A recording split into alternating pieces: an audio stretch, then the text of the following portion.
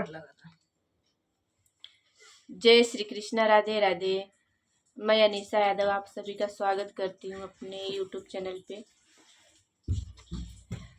देवी माँ का एक पचरा लेकर के आई हूँ। अच्छा लगेगा तो लाइक और सब्सक्राइब करिएगा। चलिए तब शुरू करते हैं। विंध्याचल पहाड़वा पे बसलू मायरिया हो, कैसे आई तोहरी दुअरिया हो मयरिया मरीना, कैसे आई तोहरी दुअरिया हो मयरिया मरीना। विंध्याचल पहाड़वा पे बसलू मोरी मयरिया हो, कैसे आई तोरी दुअरिया हो मयरिया मरीना, कैसे आई तोरी दुअरिया हो मयरिया मरीना। ऊंचा मंदिरवा बा तोहारा बसेरवा हो मयरिया मरीना, हो मयरिया मरीना।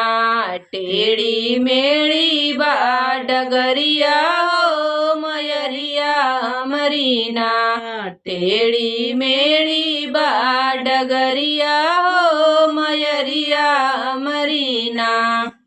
बिड़िया लागला बाहर तोहारी दुअरिया हो मयरिया मरीना, बिड़िया लागला बहरा तोहारी दुअरिया हो मयरिया मरीना, हो मयरिया मरीना।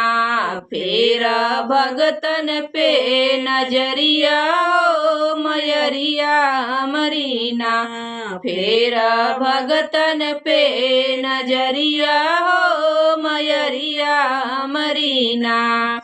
बाटू बड़ी दानी जाने ई जहनवा हो मयरिया मरीना, हो मयरिया मरीना। बाटू बड़ी दानी जाने ई जहनवा हो मयरिया मरीना, हो मयरिया मरीना। लैल हमारो खबरिया हो मयरिया मरीना, ले तू हमारो खबरिया हो मयरिया मरीना। जगमग करे मैया तोहरा भवनवा हो मयरिया मरीना, जगमग करे मैया तोहरा भवनवा हो मयरिया मरीना, हो मयरिया मरीना। हरिल हई पतया दियरिया हो मयरिया मरीना, हरिल विपत नियरिया हो मयरिया मरीना। हरिल दुखवा विपतिया हो मयरिया मरीना। विंध्याचल पहाड़वा पे बसलू दुर्गा मैया हो, कि कैसे आई तोहरी दुअरिया हो मयरिया मरीना, कैसे आई तोहरी दुअरिया हो मयरिया मरीना, कैसे आई तोहरी दुअरिया हो मयरिया मरीना। जय दुर्गे माता।